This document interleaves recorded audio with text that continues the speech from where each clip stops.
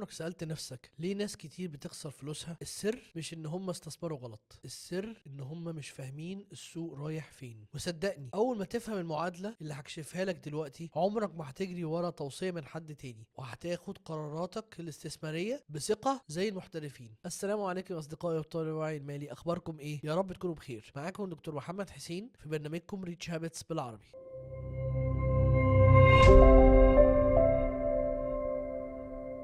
فاكرين بازل الحرية المالية اللي بنبنيه سوا؟ بعد ما اتكلمنا عن كل قطعة مهمة من أخطر العادات المالية لحد الفرق بين العقار والأسهم، وصلنا للقطعة رقم 17. القطعة دي مش عادية، دي البوصلة اللي هتخليك زي القبطان اللي بيقرأ الطقس قبل ما يبحر. هتتعلم تقرأ أهم المؤشرات الاقتصادية زي المحترفين، وخد بالك اللحظة اللي هتفهم فيها المؤشرات دي هي نفس اللحظة اللي هتبدأ تكسب فيها قبل ما أي حد يفكر يشتري. يلا بينا عشان نبني خريطة مستقبلك وطريقك المالي الصحيح. بس خد بالك المؤشرات دي مش للأكاديميين بس، دي أسرار الأغنياء. كتير منكم بيحس إن الأخبار الاقتصادية معقدة، مليانة أرقام ومصطلحات غريبة زي الناتج المحلي الإجمالي أو التضخم الأساسي أو أسعار الفايدة، فتحس إنك تايه وإن الموضوع ده للخبراء بس. الحقيقة يا جماعة إن فهم المؤشرات الاقتصادية الأساسية دي مش رفاهية، دي ضرورة لأي حد عايز يكون مستثمر ذكي ويحمي فلوسه من الأزمات ويستغل الفرصة صح. هي عاملة بالظبط زي إشارات المرور، لو مش فاهمها ممكن تعمل حادثة، ولو مش عارف تفسر الإشارات دي السوق هيعاقبك من غير ما تفهم إزاي. النهاردة هكشف لك أهم 5 مؤشرات اقتصادية لازم أي مستثمر حتى المبتدئ يفهمها، وهوريك إزاي تبص عليها عشان تعرف السوق رايح فين وتكون دايما سابق بخطوة. وفي آخر الفيديو هقولك ازاي مؤشر واحد بس كان بيخلي ناس تتوقع انهيار العملات قبل ما يحصل. ما تفوتش اي لقطة من الفيديو ده. اول واهم مؤشر لازم تفهمه هو الناتج المحلي الاجمالي اللي هو جروس دوميستيك برودكت GDP. يعني ايه ببساطة؟ هو قيمة الاجمالية لكل السلع والخدمات اللي انتجتها بلد معينة في فترة زمنية معينة، عادة بتكون ربع سنة او سنة. تخيلها كده زي ما تكون بتجمع كل الفواتير اللي دفعتها الناس والشركات والحكومة في بلدك على مدار سنة. كل جنيه تم صرفه على سلعة أو خدمة داخل البلد. إيه أهميته؟ هو المقياس الرئيسي لقوة وحجم الاقتصاد. الGDP لو بيزيد ده معناه إن الاقتصاد بينمو، الشركات بتنتج أكتر، الناس بتستهلك أكتر، في وظائف أكتر، وده مؤشر إيجابي جدا للسوق. يعني الشركات هتكسب أكتر والأسهم غالبا هتطلع. لكن لو الGDP اللي هو الجروس دوميستيك برودكت بيقل ده معناه ان الاقتصاد بينكمش، ممكن ندخل حالة ركود، وده مؤشر سلبي للسوق. غالبا الاسهم هتنزل والناس هتقلق. طب ابص على الكلام ده فين؟ كل فترة بتلاقي البنوك المركزية او هيئات الاحصاء بتعلن عن الارقام الGDP. تابعها. خلي بالك مثلا في ازمة 2020 ازمة كورونا الGDP الامريكي انهار بنسبة كبيرة، وده كان انذار مبكر ان الاقتصاد دخل في حالة ركود. واللي فهم الاشارة دي باع اسهمه بدري، وفعلا الاسواق وقعت بعدها باسابيع. بس في مؤشر تاني اخطر من الGDP، وده اللي بياكل فلوسك من غير ما تاخد بالك. تاني اهم مؤشر وده اتكلمنا عنه بالتفصيل في حلقة كاملة وهو التضخم. يعني ببساطة هو ارتفاع الاسعار بشكل عام بمرور الوقت، وده بيخلي القوة الشرائية لفلوسك تقل. الجنيه اللي كان بيجيب حاجات كتير قبل كده مبقاش يجيب نفس الحاجات دي النهارده. بنقيسه بمؤشر اسعار المستهلكين اللي هو الكونسيومر برايس اندكس CPI. ده بيقيس متوسط اسعار سله معينه من السلع والخدمات الاساسيه. طب سؤال مهم جدا، ايه اهميته؟ لو التضخم بيزيد فلوسك قيمتها بتقل بسرعه. البنك المركزي ممكن يضطر يرفع اسعار الفايده عشان يحارب التضخم ده، وده ممكن يكون سلبي للاسهم لان الاقتراض بيبقى اغلى على الشركات، وممكن يكون ايجابي للذهب كملاذ امن من التضخم. لو التضخم معتدل ومستقر ده مؤشر صحي جدا للاقتصاد. ابص عليه فين؟ في هيئات الاحصاء والبنوك المركزيه بتعلن ارقام التضخم شهريا او ربع سنويا، ولو ما تابعتوش هتكتشف بعد سنين ان مدخراتك اتبخرت وانت بتتفرج. شايف اللي حصل في مصر في 2023؟ التضخم وصل لاكتر من 30%. الناس اللي كانوا سايبين فلوسهم كاش في البنك قيمتها الحقيقيه نزلت اكتر من النص، ولكن اللي حط جزء من فلوسه في ذهب حافظ على قيمتها بل وكسب كمان. تالت مؤشر وده مرتبط جدا بالتضخم وهو اسعار الفايده. يعني ببساطه دي الفايده اللي بيحددها البنك المركزي، بناء عليها البنوك بتسلف بعض وبتسلفك انت كمان. تخيلها كده، دي تمن الفلوس اللي البنك المركزي بيحدده. لو تمن الفلوس غلي الناس هتقترض اقل وهتحوش اكتر. ايه اهميته؟ لو سعر الفايده بيزيد معناها ان البنوك بتدي فايده اعلى على الودايع، فالناس هتفضل تحط فلوسها في البنك بدل ما تستثمرها في الاسهم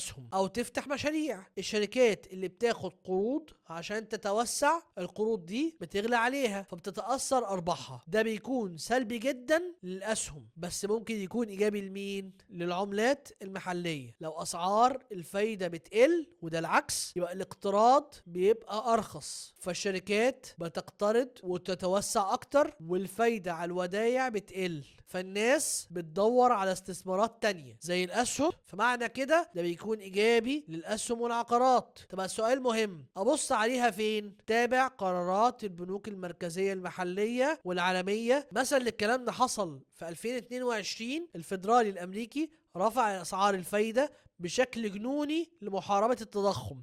النتيجة سوق الأسهم الأمريكي اللي هو الناسداك نزل أكتر من 30%، واللي فهم الإشارة دي بدري باع أسهمه وخفف خسايره. لو لحد دلوقتي المعلومات دي جديدة عليك وحاسس إنك بدأت تفهم السوق أكتر، اعمل لايك دلوقتي علشان يوصل الفيديو لناس أكتر محتاجة تعرف المعلومة دي، واشترك في القناة لو لسه ما عملتش عشان تكمل باقي المؤشرات وتبقى مستثمر سابق بخطوة. بص يا صديقي، لحد دلوقتي شفت إزاي 3 مؤشرات أساسية ممكن تغير قراراتك الاستثمارية 180 درجة. لكن الحقيقة ان المؤشرات دي لوحدها مش كفاية. زي المفتاح من غير خريطة، تقدر تفتح الباب بس عمرك ما هتعرف توصل للحرية المالية. عشان كده انا حضرت لك خطة 30 يوم للتحرر المالي، هتديك خطوات عملية ومبسطة تبدأ تطبقها فورا. تقدر تحملها مجانا من اللينك الموجود في صندوق الوصف. وكمل معايا دلوقتي عشان المؤشرات اللي جاية اخطر بكتير وبتأثر على السوق قبل ما الاخبار تنزل.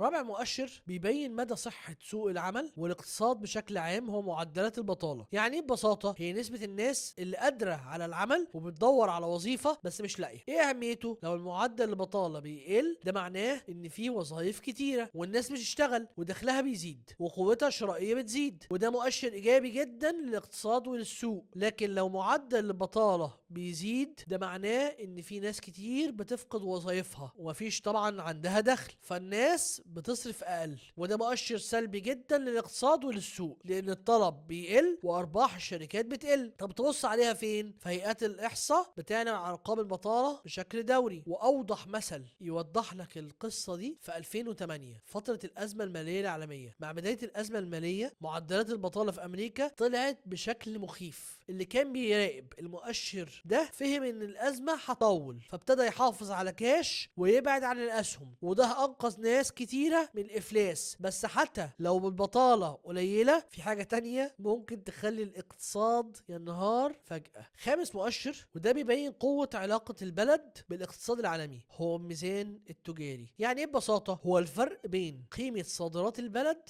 اللي هي السلع والخدمات اللي بتبيعها لدول تانية وقيمه وارداتها اللي هي السلع والخدمات اللي بتشتريها من دول تانية. ايه اهميته؟ لو الصادرات اكتر من الواردات في عندك فائض تجاري، ده معناه ان البلد بتكسب عملة صعبة اكتر ما بتصرف، وده مؤشر ايجابي لقوة اقتصادها وعملتها. لو الواردات بقى اكتر من الصادرات يعني في عجز تجاري، ده معناه ان البلد بتصرف عملة صعبة اكتر ما بتدخل لها، وده ممكن يكون مؤشر سلبي لقوة عملتها واقتصادها على المدى الطويل. طب ابص على الكلام ده فين؟ بتعلن عنه البنوك المركزية ووزارات التجارة في الدول. واللي فهمته لحد دلوقتي هو السر اللي بيخلي بعض العملات تنهار في ليلة. ومثل واضح للكلام ده، تركيا مثلا عندها عجز تجاري كبير، وده من الأسباب ان عملتها الليرة التركي فقدت قيمتها بسرعة رهيبة في آخر 5 سنين. المستثمر اللي كان بيتابع المؤشر ده قدر يحمي فلوسه بتحويلها لدولار أو ذهب قبل الانهيار. يا صديقي دلوقتي انت معاك البوصلة، عرفت اهم 5 5 مؤشرات اقتصادية لازم تفهمها: الناتج المحلي الإجمالي اللي هو GDP، وهو ده مؤشر لقوة الاقتصاد. التضخم أو الانفليشن دي هي القوة الشرائية لفلوسك. تالت حاجة أسعار الفايدة، الانترست ريتس، هي دي تمن الفلوس. رابع حاجة معدلات البطالة، unemployment rate، وده هو صحة سوق العمل. خامس حاجة الميزان التجاري اللي هو التريد بالانس، هو العلاقة بتاعت ما بين البلد ودول العالم. مش مطلوب منك انك تكون خبير اقتصادي، بس فهمك للمؤشرات دي هيخليك تستثمر بذكاء، وتقدر تقرا الاخبار صح، وتفهم قرارات البنوك المركزية، وتعرف السوق رايح فين، وبالتالي تاخد قرارات استثمارية تحمي فلوسك وتنميها. وافتكر اللي مش فاهم المؤشرات دي بيستثمر وهو مغمض، والنتيجة معروفة. في الحلقة الجاية هكشف لك عن سر التحول، هقول لك ازاي تقدر تبني حصن يحمي فلوسك من الازمات دي. هنتكلم عن استراتيجيات بسيطة ومتاحة لأي مستثمر، وازاي تقدر توزع استثماراتك بطريقة تخلي خسائرك أقل ما يمكن لما تحصل صدمة في السوق. هتتعلم تفكر زي المؤسسات المالية الكبيرة، وتعرف ازاي تحمي نفسك من المفاجآت. الحلقة دي مهمة جدا لأنها هتنقلك من مجرد مستثمر فاهم السوق لمستثمر عنده أدوات للحماية ومستعد لكل الاحتمالات. استعد لأن رحلة الاحتراف بدأت. لو الفيديو ده فتح عينيك على حاجة جديدة أو غير تفكيرك، ما تنساش تعمل لايك وتشترك في القناة لو لسه ما عملتش. ده بيساعد المحتوى يوصل لأكبر عدد من الناس اللي محتاجة المعلومة دي. واكتب لي في التعليقات تحت